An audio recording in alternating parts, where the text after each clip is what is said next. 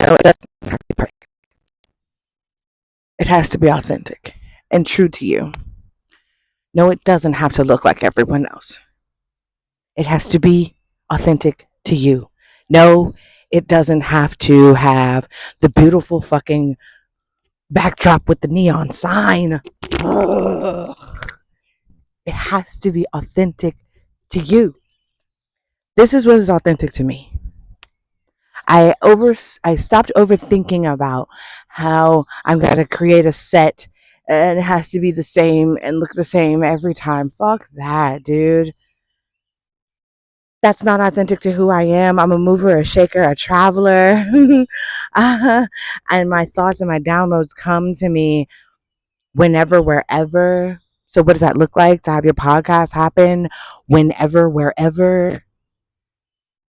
And for it not to be scripted, but completely just downloaded from the ether out of my mouth to your screen. A lot of us are stopping ourselves from gargantuan accomplishment because we are too busy trying to do it the way everyone else is telling us to do it. It does not have to be this, that, or the third. It has to be the fifth, sixth, and the ninth of what is in alignment with you.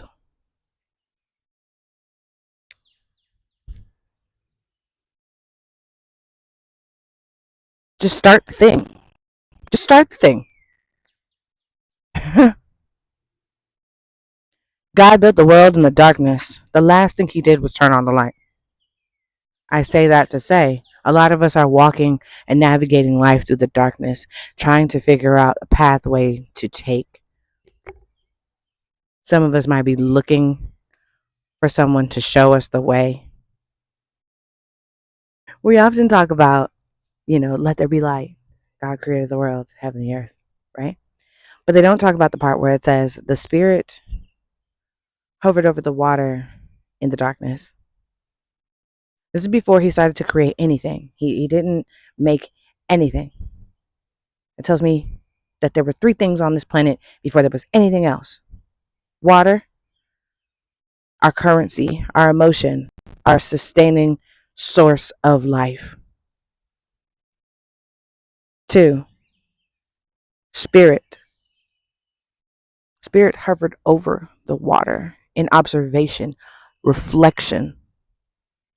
This is why it's very important to do cleansing baths, spiritual baths.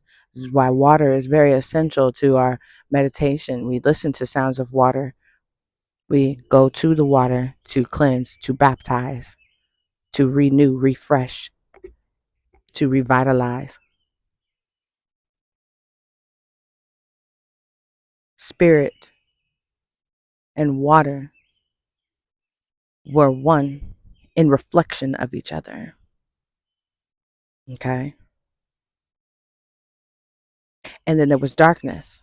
Darkness was the third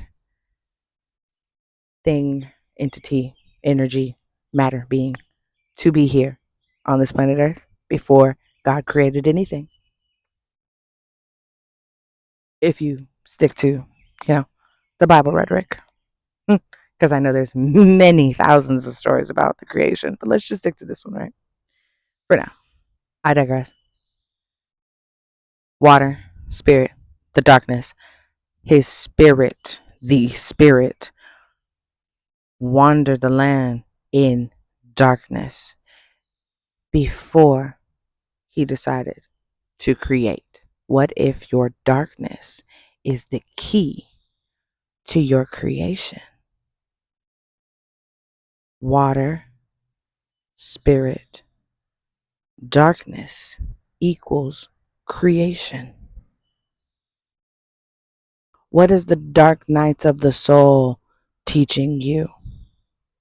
What is this navigation where there's barely any physical guidance, right? I say physical as in like a mentor. We have our friends, but no one's saying, hey, you're going through this and this is the steps to do it. Step one, how to get over grief in a 5-step process. That shit does not exist. It is unrealistic because everybody has to take their path as a way that is authentic to your growth and evolution.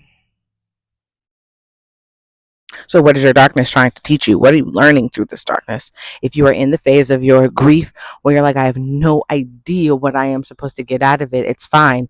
Acknowledge how you feel and the thought processes that show up through your grief.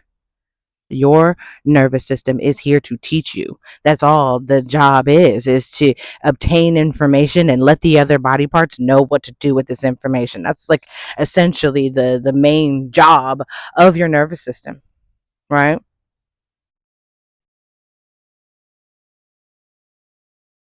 So what is this time of darkness teaching you? What have you learned? What have you seen?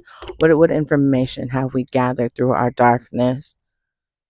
If we are coming out of the state of darkness, and I mean this in the state in the matter of grief, loss, anger, sadness, depression, anxiety.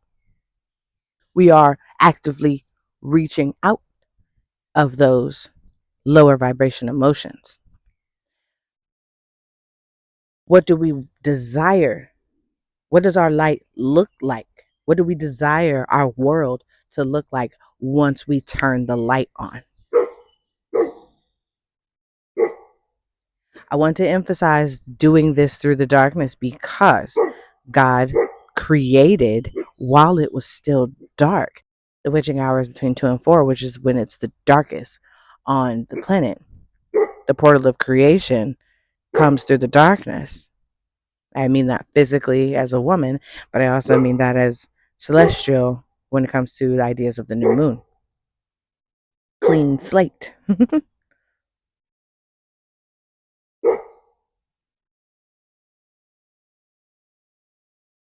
So when we turn on the light, what do we want our world to look like? We can be building, manifesting. We could be putting out the blueprint, right? We could be curating and constructing every detail. We are consistently co-creating with the creator. Y'all are going to hear me say that all of the time if you haven't already. We co-create our entire world with the creator down to the detail. So, what does that look like to be working on it now? That looks like cleaning out our phones and getting rid of numbers that have no use to us. If they hadn't called you in the last couple of years and they not family for real, they could go. People on our timeline that we follow that may not resonate with where we are now in our lives, all those fighting videos and trash talk reality TV, it's got to go because it's not conducive to how you want your world to look like. Why would you watch it if that's not something you want in your life? I stopped looking at true crime stuff a long time ago. I used to love, don't get me wrong, I'm a Law and Order SVU bad D down, okay?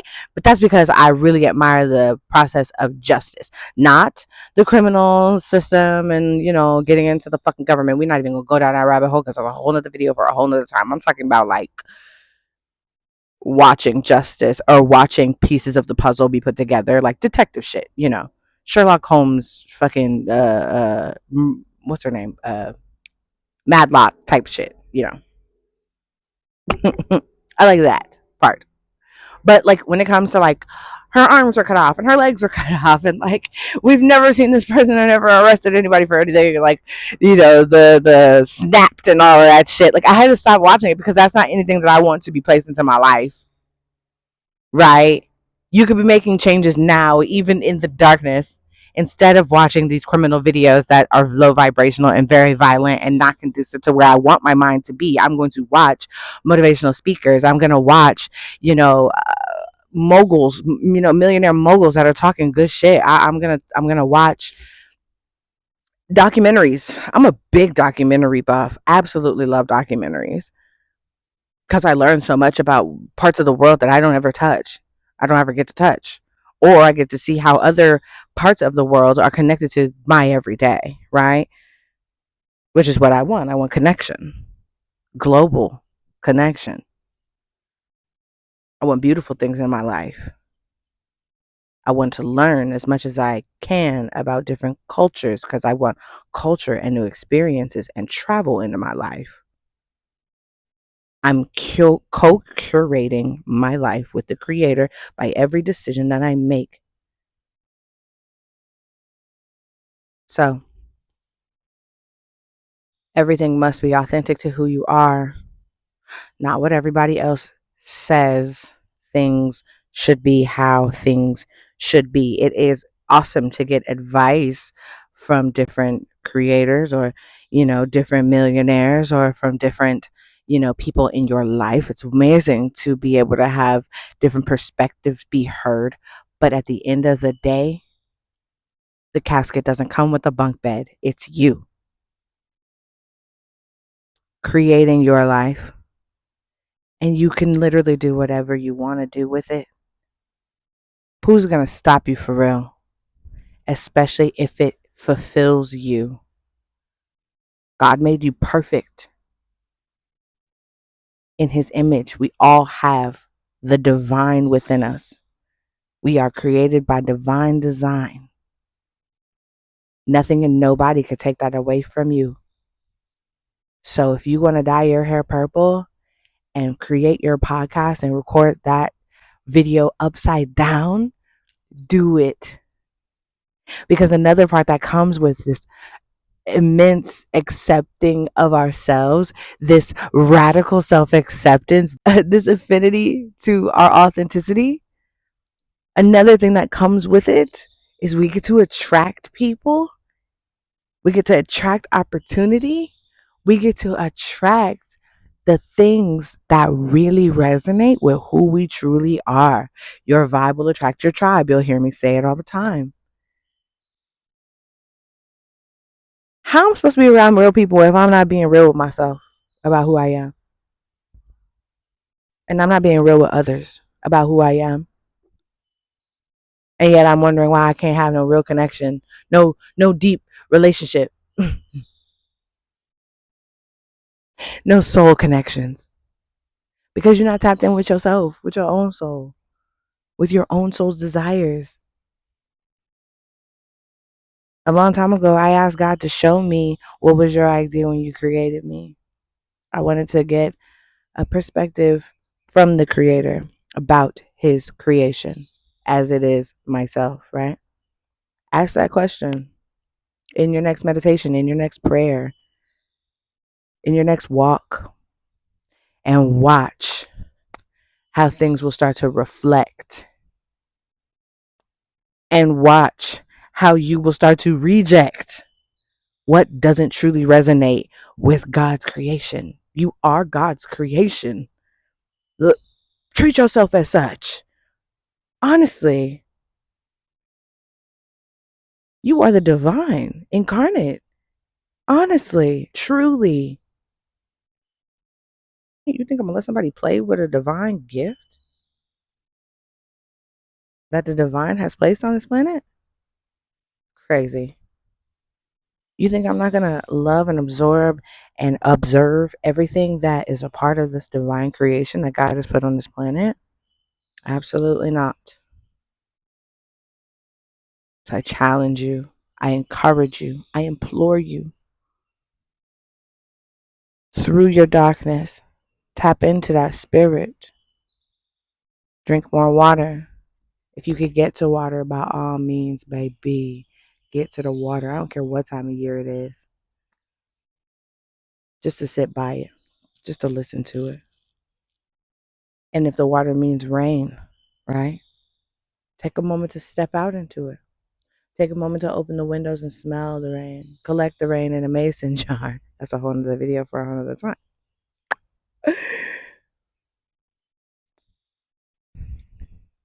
Pray by the water, with water. Keep the glass of water that you have at your ancestor altar fresh. I just refreshed mine today. Overstand. Pray into your water. Speak life into your water. Understand the currency. SEA. CURRENTSEA. The currency. What is currency to you? How do you want things to flow into your life, into your energy bank? How do you want things to stream and flow and ebb into your life? And how can you make micro changes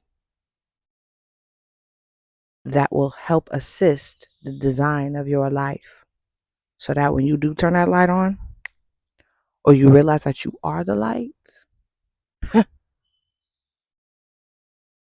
you can see things with so much more clarity, and then you can make proper adjustments and watch your world evolve.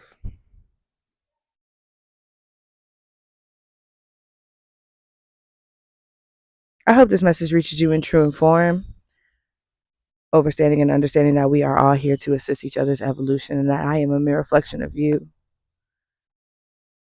I am grateful to the Creator for allowing me to send out messages into the ether and onto your screen.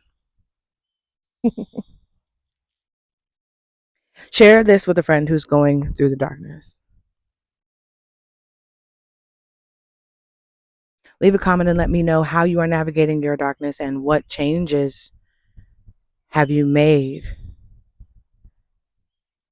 in order to attain your light and in order to shine your light.